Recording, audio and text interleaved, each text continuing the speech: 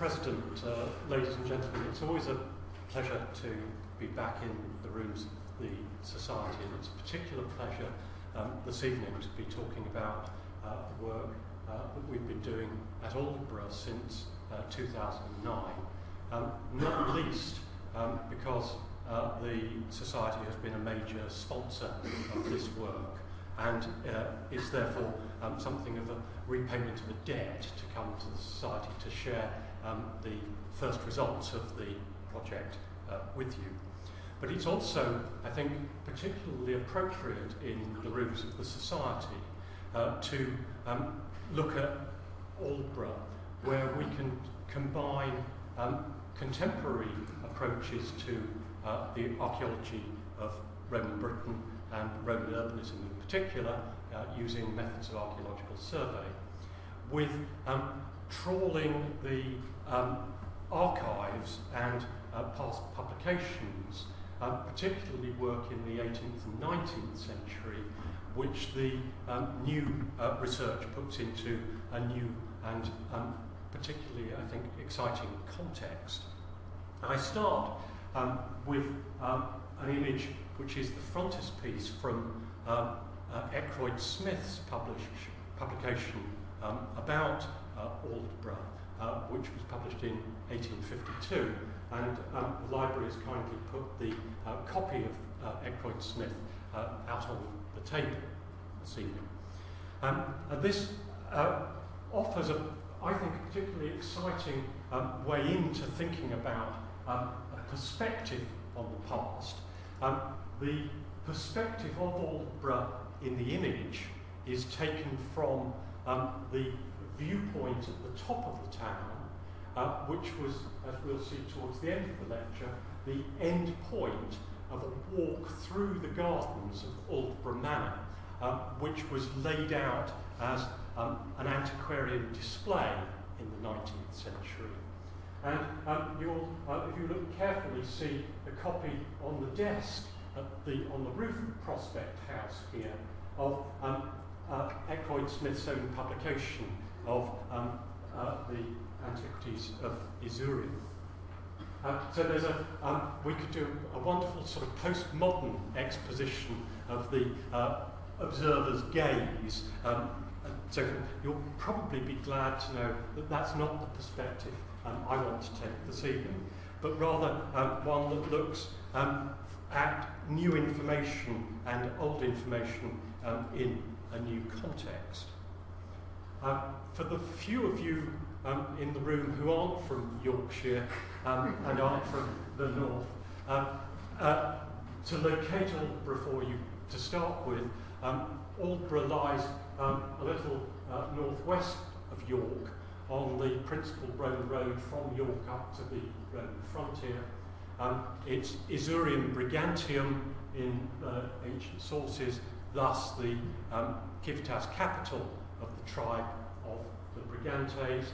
The nature and extent of the tribe of the Brigantes and the territory that was governed from Aldborough is something that we may wish to leave on one side for the moment.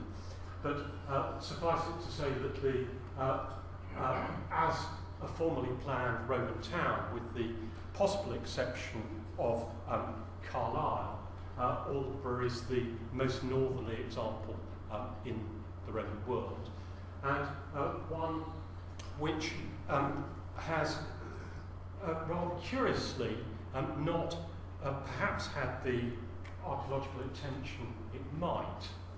If we look back over approaches to Roman Aldborough, study of it, work in the 18th and 19th century was particularly prolific. The Drake's study of York includes a section on Aldborough, which includes publication of mosaics, the context of which we'll look at later. Goff's edition of Camden's Britannia draws together a number of finds, the top left-hand corner, inscription, altars, and a relief, with discussion of their context. And for work of that period is particularly well focused and clear. Then, through the latter part of the 18th and the early decades of the 19th century, there was clearly a large amount of work done, most of it apparently associated with the Lawson family, later the Lawson-Tancred family, who are still the inhabitants of the manor at Aldborough, in the period after they acquired the manorial estate from the Duke of Newcastle in the period just after the Great Reform Act of 1832. Newcastle had held Aldborough because it, with only 9 votes, returned 2 members of Parliament, and this was particularly convenient for the Newcastle family. They divested themselves of this investment just after the Reform Act of 1832, and the Lawson family, later the Lawson-Tancred family, took over the manor and were and continue to be active encouragers of archaeological work. And a lot of the work that they did was in the gardens of the manor up here and along the route of the walk that appeared on the first slide up to the viewpoint overlooking the town down here. And their work associated with them was published in the volume that's on the table by Eckroyd Smith in 1852. Subsequently, there was not a huge amount of archaeological work done at Aldborough. Through the 20th century, there are a series of campaigns. Barber et al. From the Yorkshire Archaeological Society dug is probably the correct term for it, rather than excavated, areas of the North Gate and the road to the north in the 1920s. Such was the quality of the excavation report that they wrote that it was suppressed by J&L Myers. It still exists in manuscript, but Myers prevented it being published, which I think is interesting. Myers himself did, with others, did work on the northern defences, the southern defences, and the north-west corner in particular. Some really excellent work done through the 1930s that came to publication in 1959, but it was focused on the paradigm of the time, reconstructing the history of the town through the defences. And that continues to be the main emphasis of the work by Dorothy Charlesworth in the 1960s and 70s, re-examining the south defences, undertaking some work on the east defences here.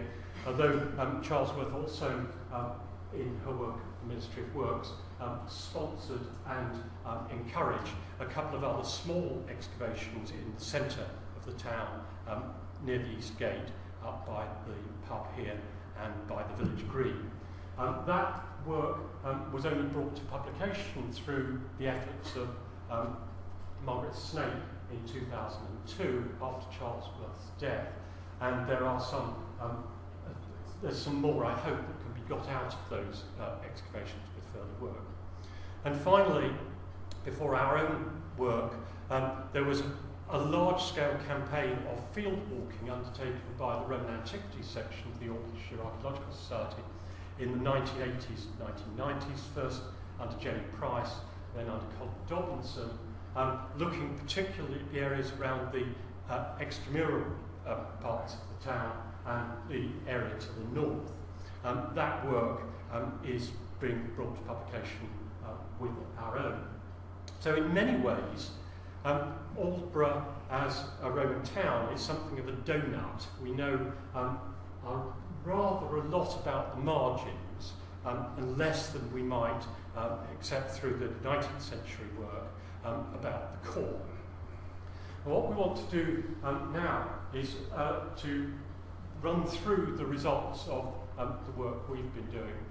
Rose is going to lead you on an archaeological tour around this work, and I will then come back and continue the tour and draw some general points out of it. Rose.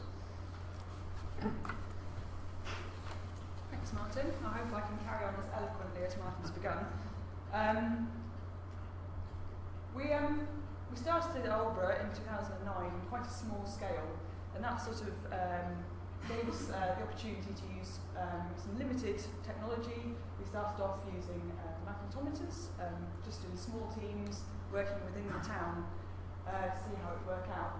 And as time went on, we covered more ground, found more things, and we expanded out to try out different techniques to see how much we could learn about the town itself and outside of it.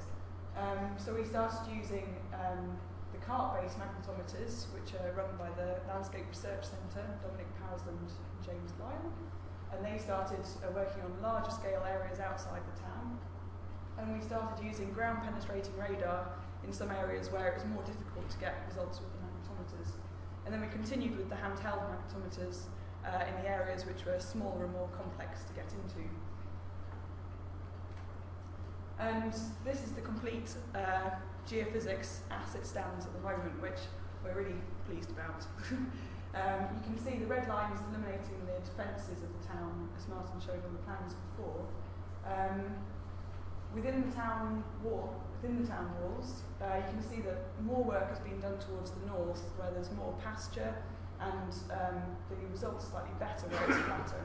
And as we come south within the town, that's where the modern village takes up more space, and it's more difficult to get into gardens and as houses.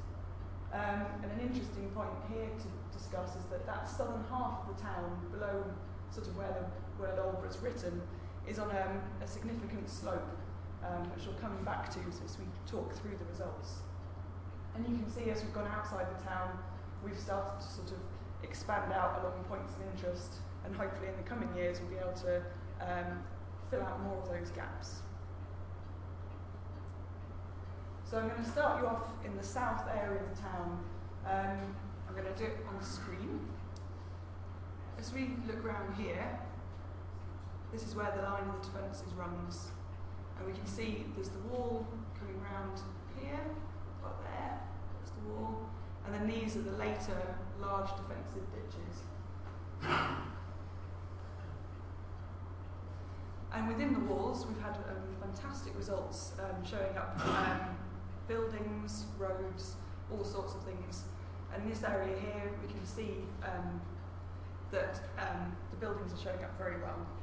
This area was of particular interest because in these here, this was where the English heritage mosaics are found, which have been preserved as part of the museum. And we were very interested to see what would come out from around those in terms of the context of the wider building. Unfortunately, around the buildings in particular, the area was very disturbed, so we didn't find out much more about the direct context. But as you can see, the rest of the field yielded amazing results, and we can see the insula and roads running through. And this field was particularly interesting since there's topographic evidence of terracing as you come down that slope. And the terracing is guiding where the buildings are set, which is a very nice detail indeed. And moving on to now where the village green is, in the centre of the modern village, we did the geophysics in here. We weren't quite sure what was going to come out because it's been reused a lot over time and it has a lot of modern utilities in it. But you can see just on here, the linears running across there. And we think they're the remains of a building which was excavated back in the 18th century, and where they found these absolutely extraordinary mosaics, which are showing obviously a very high status building. And it's nice that there's the link between the sort of 18th century work and what we're just beginning to pick up on here. And then moving just outside the defensive circuit, we've got the feature here, which we now know as the amphitheatre. The amphitheatre has been long suspected, and when Eckroyd Smith wrote his volume, he was very convinced of its amphitheatre-ness. And you can see from this beautiful drawing here, he's put it in sort of with the landscape feature of the trees on top, and on the plan down here it's marked as Stutforth Hill, the amphitheatre. And you can see from this slide here that topographically it's still very, very prominent in the landscape, and it's set right on the top of the hill from Aldborough, and you can see right out across in all directions really, so it's a very important site for something like that. But where Eckroyd Smith starts to perhaps, oh no, wait a minute, for the rest of the amphitheatre, although it's very prominent, in the 1930s there was a trench put in, I think somewhere in the middle, was it Martin? Mm-hmm. And it didn't show up very much, and it was therefore suspected as being natural, and was sort of written off as an amphitheatre. Later, Moorhead did an excavation, suspected that it was a medieval ringwork. Which, so we'll come on to the geophysics, may still have some links. In terms of Eckroyd Smith's suspected stadium, we can see here, looking west along it, that it also has aspects which might lead you to the same conclusions. And I certainly, for a while, was quite convinced that it might be a stadium. And then when it came to the geophysics results of it, on the left here we can see the results and the interpretation. The amphitheatre is very plainly looking quite amphitheatre-like there. And we can see the edges here and two entrances which are actually slightly offset from one another. And around the southwestern side we can see slight traces of possible embankment, but whether this is still seating or not, we're not quite convinced yet. And this area in here is a little bit disturbed because that's where the trees in the previous slide are found, so it makes the surveying a little bit difficult. In terms of the stadium, this now we know is part of that large defensive circuit, and the complex of ditches involved in that. You can see just at this end here, there's these little sort of curves which are what makes people think it's enclosed, but we now think they're later reworkings of the area. And then there's certain features like this one here, which are just running off, which we think are also probably later and may add into this idea of it being possible medieval reworking of it. So now if we move to the north of the town, you can see the village green rover is just down there, the church here. And in the north of the town again we can see an absolutely beautiful spread of buildings within the town wall. So we come up here, we've got the wall running round the top and down the other side. And topographically it's still very visible, especially as you come along this side where there's a significant drop down onto the floodplain. And as we go outside you can see those large ditches again really showing themselves up there.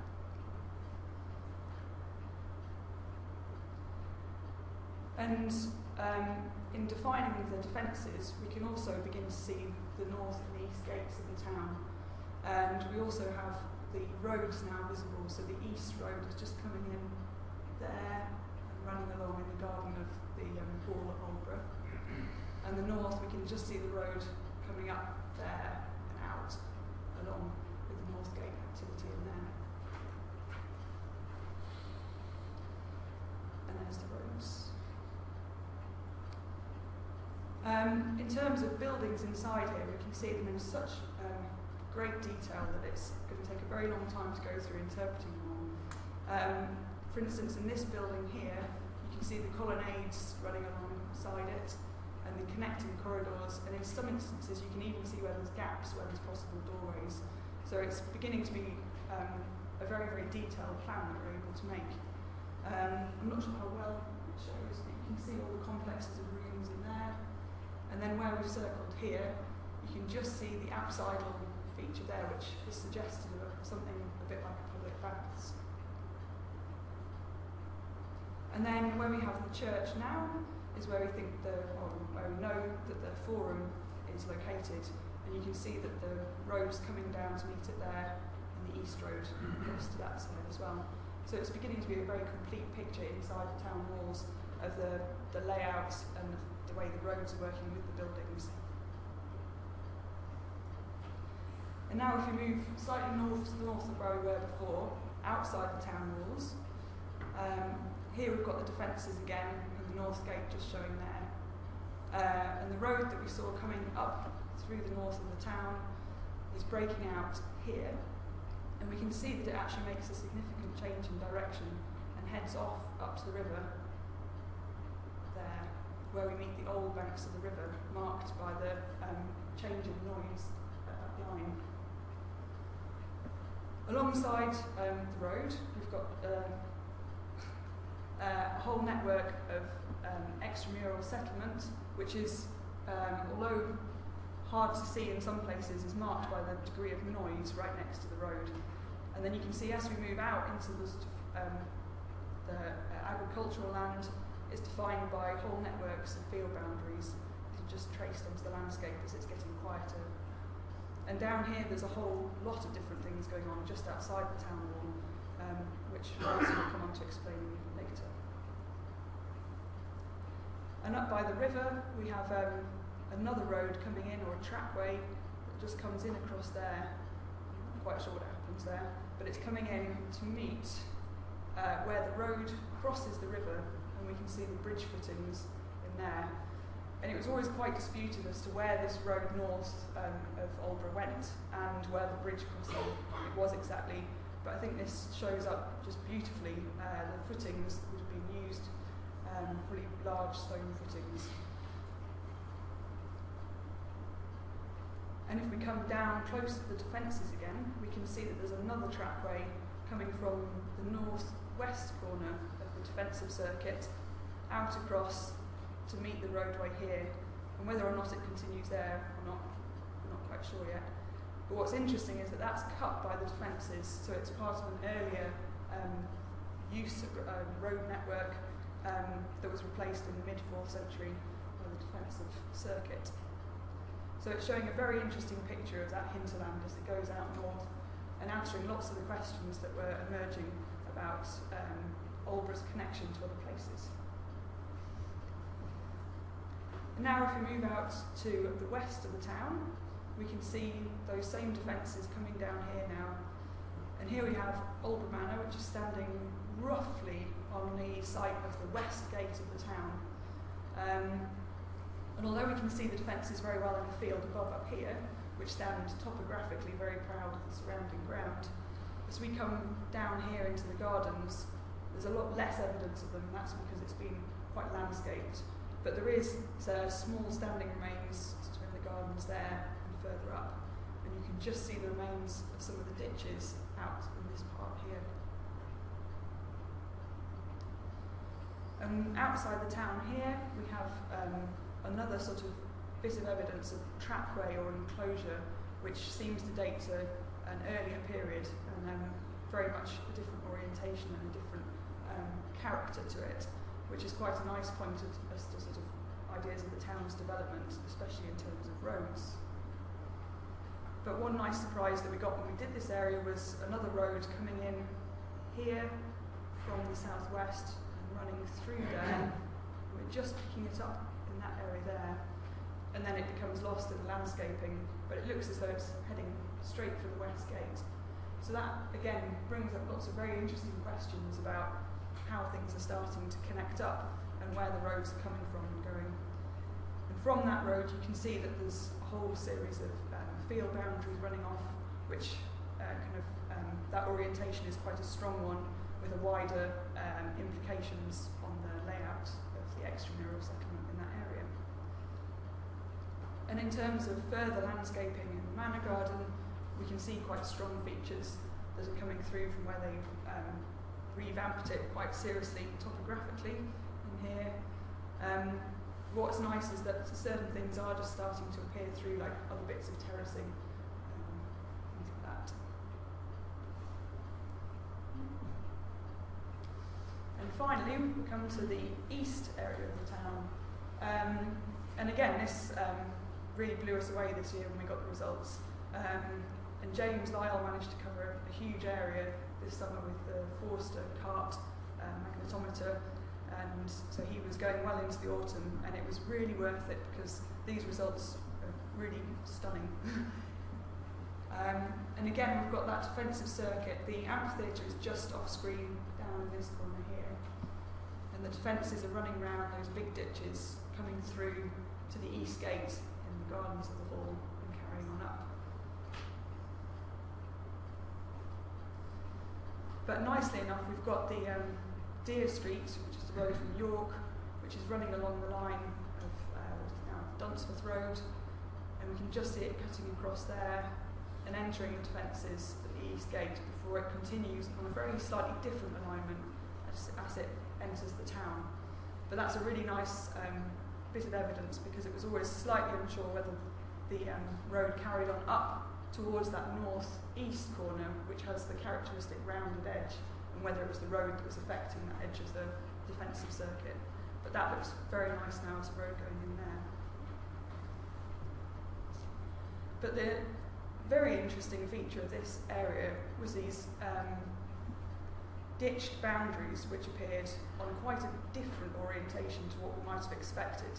And you can see they're quite significant in size, and they're running out from the town and crossing over to the road. You can see here that they've been cut by the 4th century defences, so they were part of the earlier development of the town. And what's nice is that you can see that from that orientation, other parts are coming off and running up the side of the road and coming back in and things.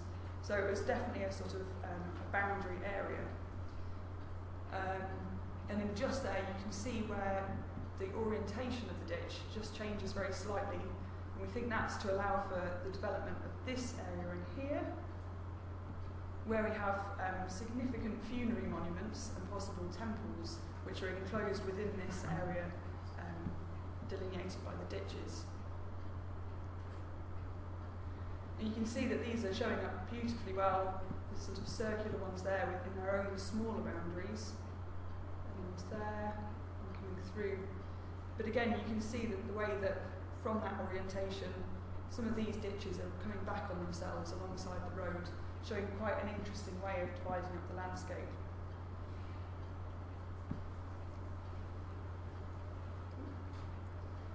And then to the south of that ditched feature, we have these sort of algal blossomings, which are the quarries which were used to build a significant part of Aldborough, we presume.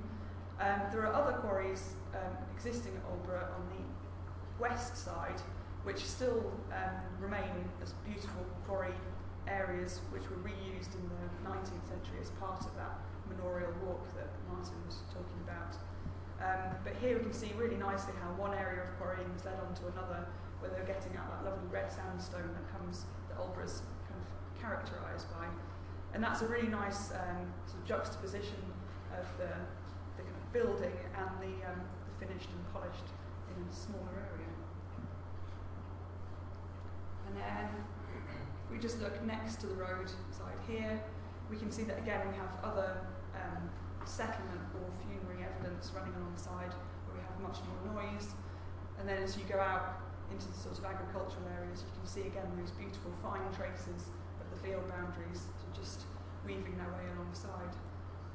And if we go up north of the road, you can see that the picture becomes somewhat disturbed by the medieval ridge and furrow, which affects quite a lot of the town. But nicely enough, it's still showing the boundary created there by a road which was built to enter Aldborough Hall, which was built in about the 16th century. So that's associated with that. But again, you can see the linears there, which are associated with the continuation of the alignments of these field boundaries. And I think that's what's nice at Aldborough. There's a really lovely continuation between the Roman features, and then as we see the medieval taking over in terms of the ridge and furrow and some of the other reuse. And then sometimes it makes it very difficult for us because it's all in the same alignment. So trying to unpick what's what can sometimes be a bit of a brain ache, but at the same time it really characterises the fact that the Roman characteristics that come through is a really nice aspect of it. And now I'll pass back over to Martin to run you through the GPR.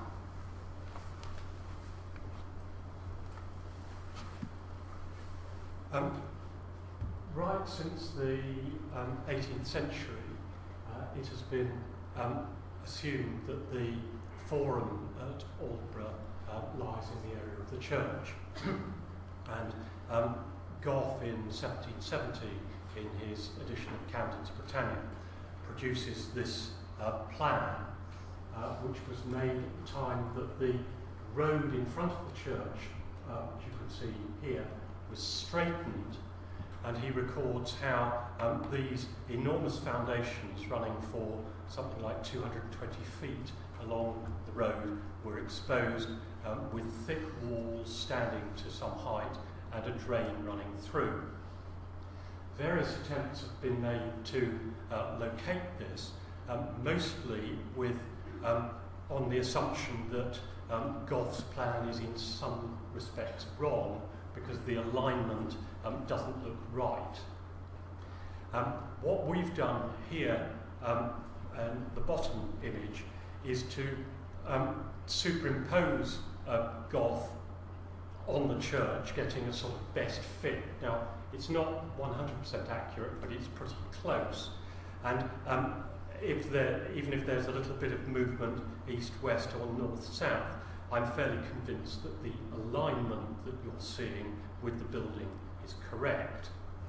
And we now have some empirical validation for believing that alignment, in as much as there were excavations in the 1960s along here that produced a building frontage which must be facing onto the road almost opposite the forum, and in our geophysics along here where we can see the line of the road, which is indeed more or less aligned with the side of the forum we've got it.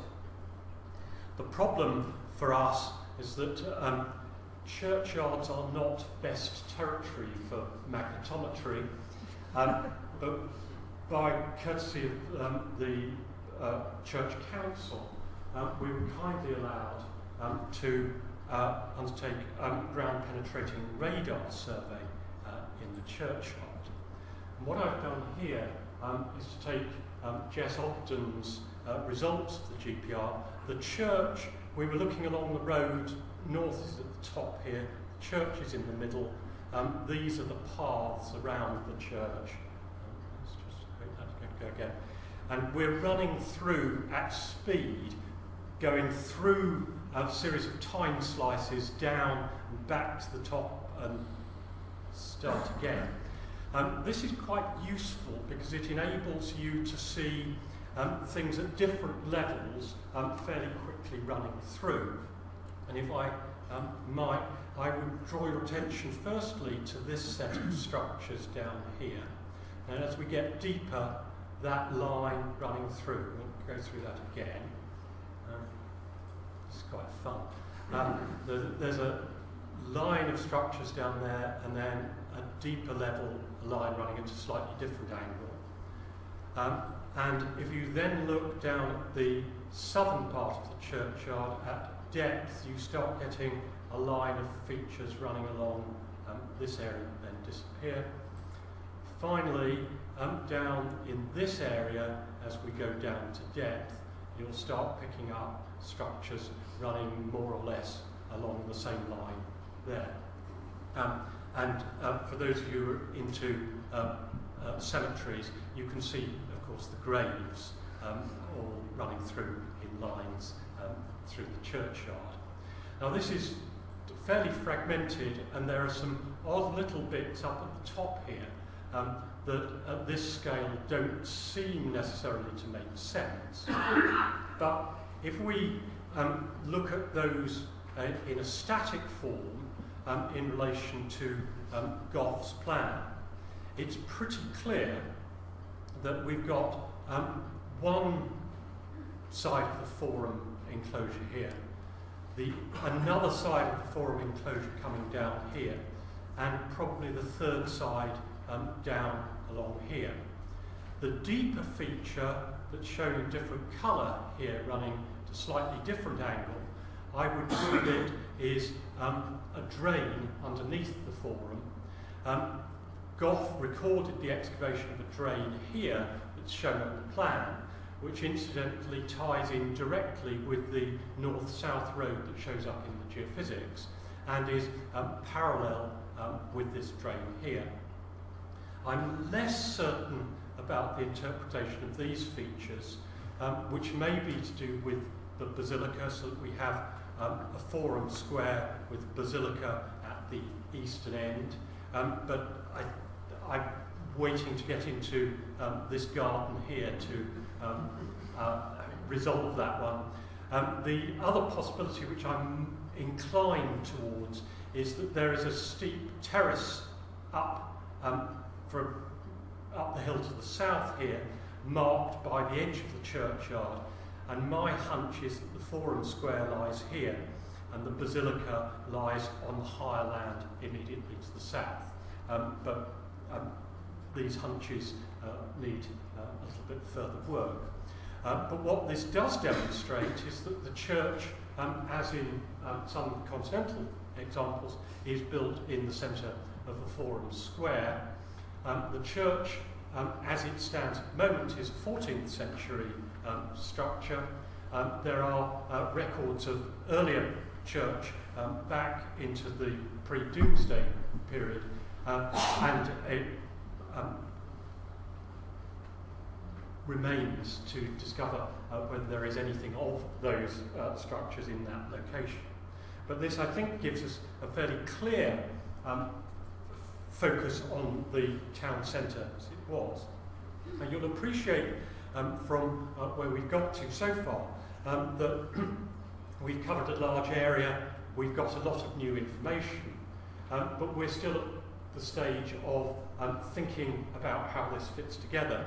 And what I wanted to do with the last 15 minutes or so of time we've got is to share with you some of our provisional ideas about the development of the town and how this survey information can be related to the information from antiquarian and earlier work.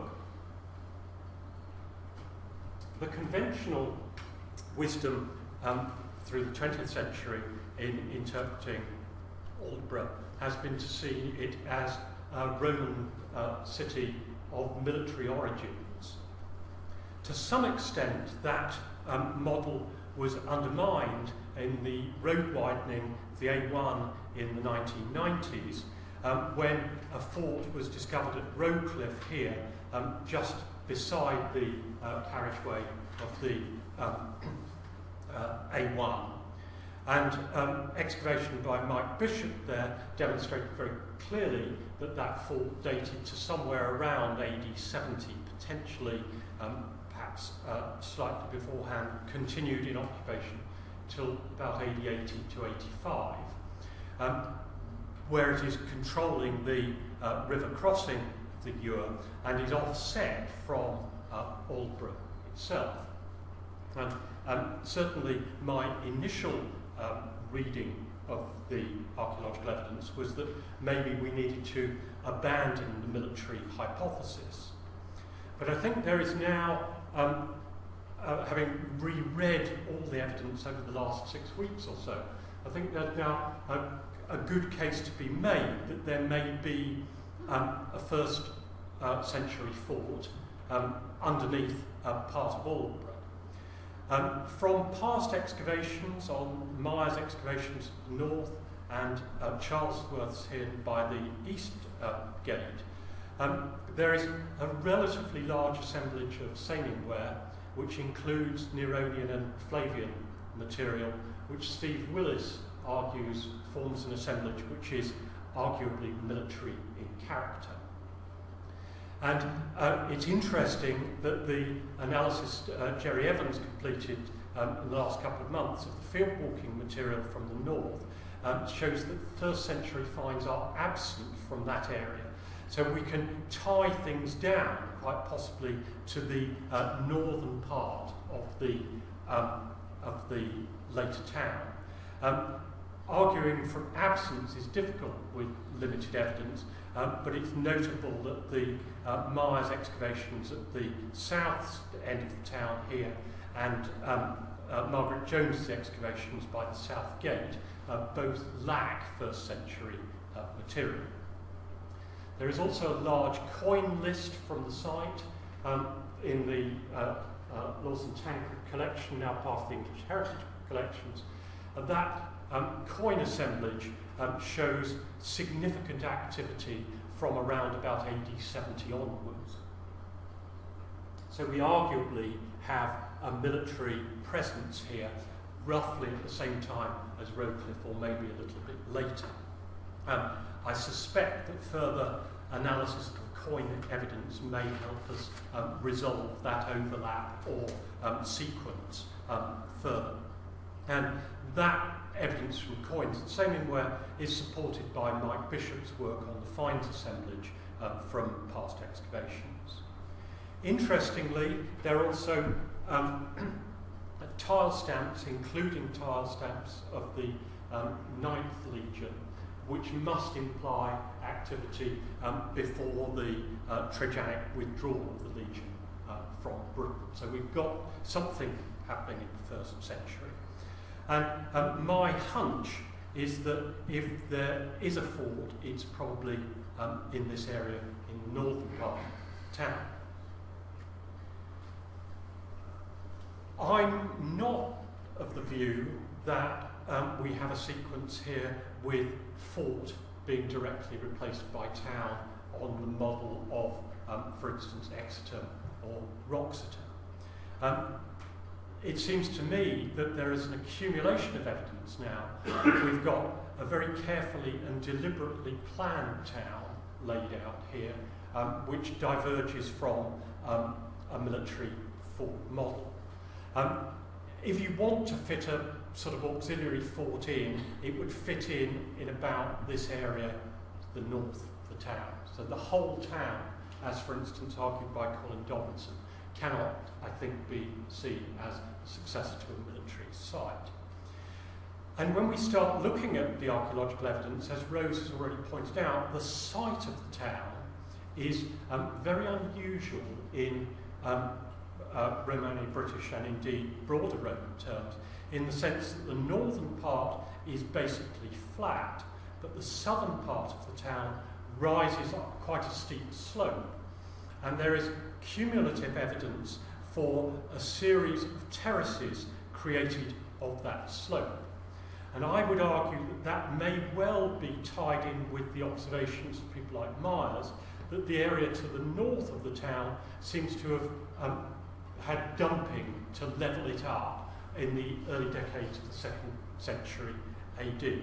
So I would suspect that they are planning the town, laying it out, terracing and dumping material at the north at some stage in the early 2nd century AD. And you then have a planned street grid which, as we'll note, diverges from the late defences at the north here, and I'll come back to that later, within the area here, with the forum in good position in the centre.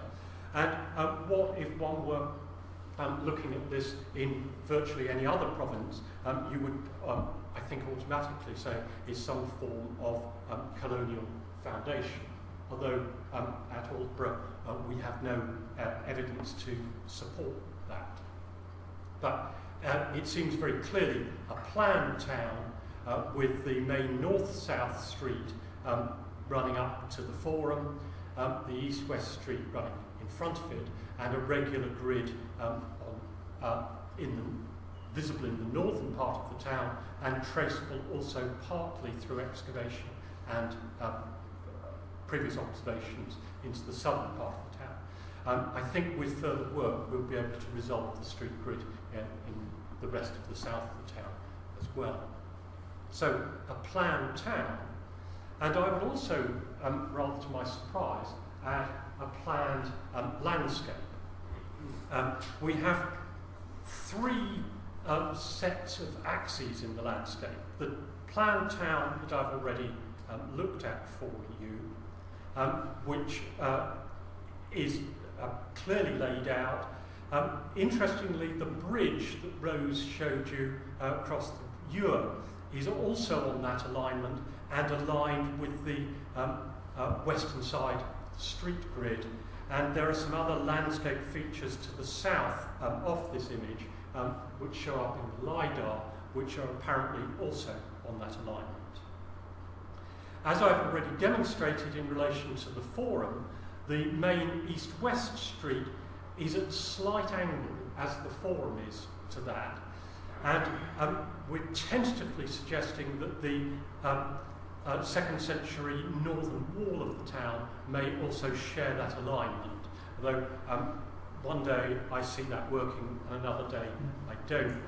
And if one wanted to be, don't tell anyone this, but if one wanted to be particularly daring on this, if you were looking for an alignment for an earlier form, that underlying alignment might explain the Forum, so forth. But the third alignment is the one that I think is potentially the most interesting, which is the alignment of the road to York, which incidentally runs for a huge distance across from Greenhammerton, just outside York on the A59, right up to Catterick, with the line diverged for the bridge here, but coming back at the Kirby Hill, the other side of the Ewer, to rejoin the line. And on that alignment, there are the major landscape boundary that Rose talked about outside the East Gate, the parallel with the road, the alignment of the back of those features along the Roman road, and the alignment of the amphitheatre is shared by that. And again, rather to my surprise, the road to the southwest from the West Gate also shares that alignment. And then this seems to me to be the beginnings of an argument that we might have some form of large-scale land allotment going on in the Vale of York that is fitting in here. And that would therefore argue that the planned town at Aldborough is fitting in with a larger scale, I would argue earlier 2nd century, realignment of the landscape here. The other somewhat surprising discovery of 2013 was Dominic Powsland took a rather good air photograph of Aldborough. We're doing some topographic modelling, he's taking air photographs for us, and came back and said, I think I've got something for you. And you can see superimposed on the geophysical plan what looks like the corner of a fort. This lies in an area where there's been large-scale field walking, and Jerry Evans just processed finds from this, which shows that the florid of activity here is in the middle or later 2nd century, and therefore what is going on here is going on contemporaneously with the town rather than predecessor to it. And in this very complex area of geophysics that Rose showed us earlier, beyond the limit of the street grid, behind the town wall, those of you who are keen geophysics watchers will, I'm sure, already have picked out a series of linears running along here, which I would argue could be the southern side of this thing that we're calling a military compound. And interestingly, one of J&L Meyer's trenches that trenched through the town wall here, at the southern end of the trench, and this is looking south with the town wall in the foreground, picked up a series of beam slots, which could arguably be buildings within that military compound. And finally, there are a series of metal detector finds of lead ceilings from this area, which seem to have military associations. One of a beneficiarius found in the 1980s, which would seem to me to fit in with the idea that alongside the civil town there is a military stores base or centre for material shipping and so forth that you might expect.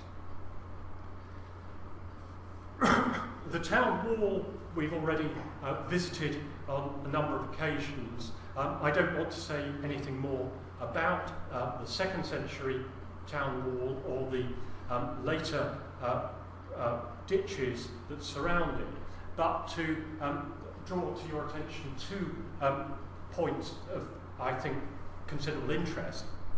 Firstly, the mid-4th century defences are huge. You can see them in the area previously known as the Stadium here, which must be one of the best preserved sections of late Roman urban defensive ditches anywhere in the UK, but have been sort of not really noticed as such in the past. They form a huge enclosure.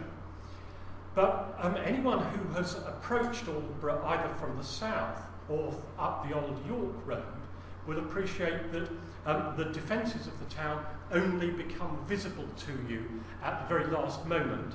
There is a ridge running in this area that hides the town from you from the southeastern approach, and there is a ridge that hides it from the southern approach.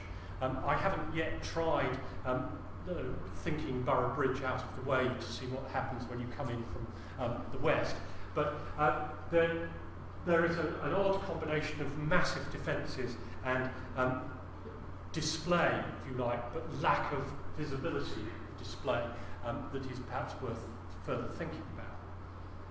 And within this later Roman town, incidentally the pottery evidence from Jerry Evans' analysis of the extramural stuff suggests that by and large, when those ditches were dug in the middle of the 4th century, the areas outside the town were then abandoned.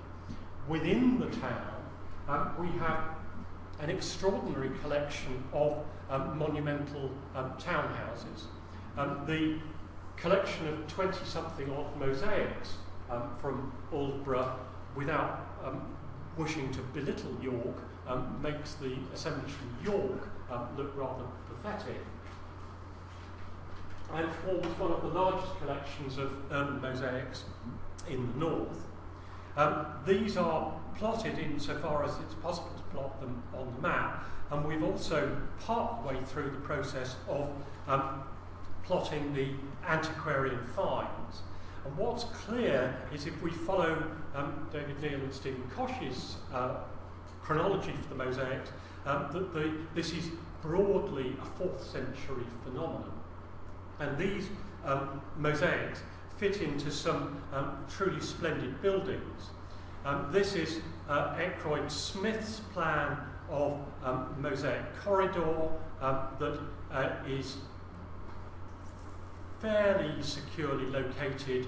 The exact position in relation to the manor is debatable, but it's basically up here with mosaics running along it, and in one of his plans the evidence for a colonnade, and that I think suggests that we have a large courtyard building facing onto the road here, with the other mosaics under the earlier manor house probably forming the other side of a huge courtyard house. In the southern part of the town, we have the mosaics that Rose has already referred to at Borough Hill and those on the English Heritage site, which must relate to big houses flanking the road coming in from the south. And we can see, again, the Ackroyd Smith plan of a large courtyard house and the so-called Helicon mosaic from a large apsidal room down here, showing as the backs of those houses. So the English Heritage mosaics are these, the Roman road on this image is over here somewhere, and again we've got a large courtyard building, again facing onto the road. So by combining the antiquarian evidence of the published mosaics and so forth with the topographic evidence, the magnetometry and so forth, we can begin to see that 4th century Aldborough was probably a very major centre that is thriving and has these very large townhouses facing onto the principal roads. I don't want to say very much about the later periods and the change from Roman to medieval, because by the nature of our survey evidence, we have at the moment comparatively little to contribute. But I would like to just make two quick observations. Firstly, the church in the Forum Square is arguably pre-conquest, although there's only literary evidence from that. And this suggests that there is probably a continuation of ecclesiastical focus on the site through the early Middle Ages. The other point, to return to one that Rose made, is that Stupforth Hill, the amphitheatre, was suggested by Stephen Morehouse in the 1960s to be a medieval ringwork. And indeed, when you look at it, it not only looks as though it could be the amphitheatre modified to be a ringwork, but its location makes fantastic sense, because the Roman road at some stage in the Middle Ages diverts from the course into the town here and cuts across to the south of the town and down to the bridge at Borough Bridge and on up to the north. Stupforth Hill is the point on which that medieval road is aligned and clearly dominates that road. So it would make perfectly good sense as a medieval fortification to control the new route. And finally, to bring us back to where we began with the Eckroyd-Smith frontispiece, and to draw your attention to the fact that as well as the Roman archaeology and the hint of the medieval archaeology we have here, there is also a largely uncelebrated 19th century antiquarian garden, elements of which still exist. So if you head out from Sir Andrew Lawson Tancred's back terrace, up his garden path that follows the line of the western wall of the town, you can look at the Anglo-Saxon cross, which is derived from the church at Cumble. You can then walk up and admire, I can't remember which RIB number it is, but this 2nd century Roman inscription. Pass further up the garden, and in the 19th century you would have stared into the excavation of the bathhouse, which was backfilled in the 1960s. If you continue up past his summer house, where there is a Roman altar which has probably 18th century mock Roman inscription placed on it, and look down at the column capitals and bases that are laid out by the side of the path, you can then still look down into the excavations that in the 19th century were thought to be barracks, but are still part of probably a Roman townhouse.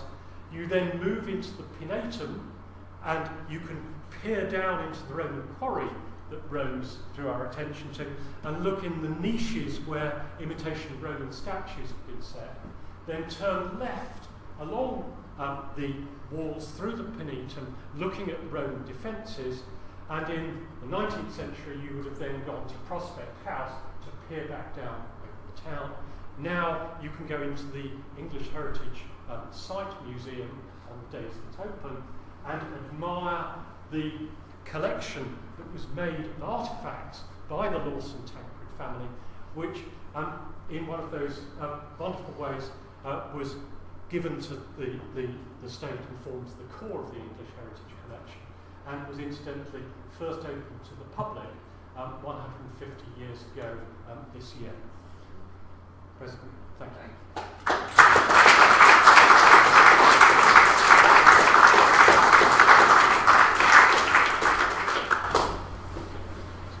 Thank you very much, both of you, for that excellent talk. We're really major and significant site, and one which I've only sort of followed through the various editions of Pevsner, you know, who those editions do their best to keep up with things that have happened since the first edition of the 70s, I think it was.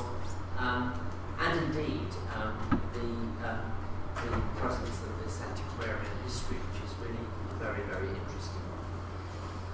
Do we have some questions, please, for our speakers tonight? Hold on then, please. Bring a mic. Martin, you haven't said anything or dropped any hints of anything pre-Roman, anything Iron Age, either from the field walking or from the geophysics. I wonder if you'd just like to comment on why the Romans might have put a fort at that point, and could there have been an Iron Age predecessor? Anyone else? Yes. Rather a small and technical point, but one of the slides you showed at the very, very beginning, which showed the circuit of the defences, 4th century, I think, with rounded corners and then projecting semicircular towers. And this is, of course, very illogical, because if you're going to have a projecting tower, which is good because you can enfilade the walls on each side, you want to have square openings, you don't want to have it off short. But nevertheless, this is something which we do find in Britain, and particularly the lovely little fortlets on the North Yorkshire coast, where you do have all of one build, rounded corners and projecting towers, which is, as I say, sort of nonsense. This is really just a comment. I mean, I don't know if you might want to say something.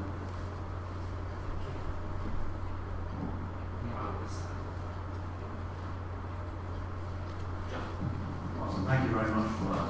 I think it's great the work that's being done, and actually seeing this much neglected town having attention paid to it. It's also really good to see you working outside the walls. So many people have been doing work, have just looked at planning town walls and looking at some broader context with the enclosures around, cemeteries around, and everything else. Now, one thing I found when I was looking at Silchester was that all the flashy cemeteries are on the road to London, the road to the political centre, and you've got exactly the same thing with these enclosures and temples potentially being on the road to York. And that's not a broader phenomenon as well, if you think about other towns and locations. So you're talking about looking colonial, you're talking about landscape division and allotment, but you didn't say that word beginning with C. Respond to that if you will. Okay, Martin, do you want both of you to answer?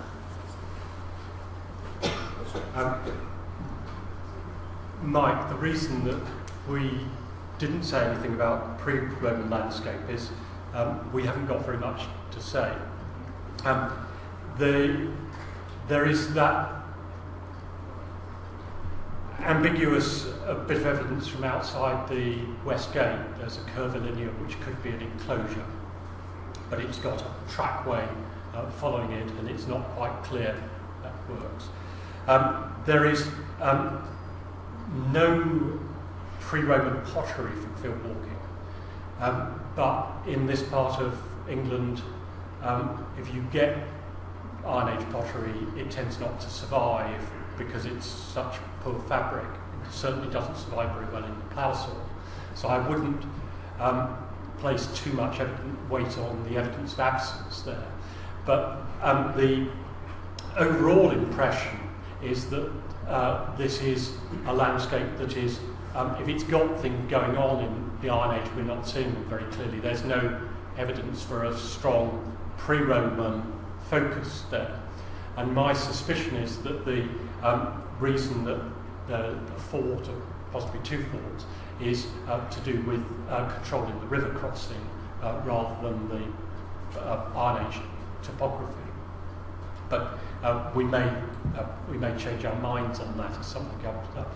There is one Iron Age coin of Dubonic Stata in the Northampton collection, but that's consistent with finds of Iron Age coins on Roman military sites in the north, and I wouldn't go any further than that.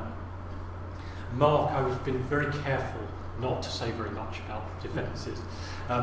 The external towers are were well explored by Jane L. Myers in the 1930s, and that's where that rounded tower comes from. And I take the point that they're odd, but they're consistently odd here. We didn't draw your attention to it, but there is evidence from the I always get this wrong, eastern side from this year's Geophysics of another tower. Dorothy Charlesworth excavated one further up the east side, and Margaret Jones excavated one on the south side.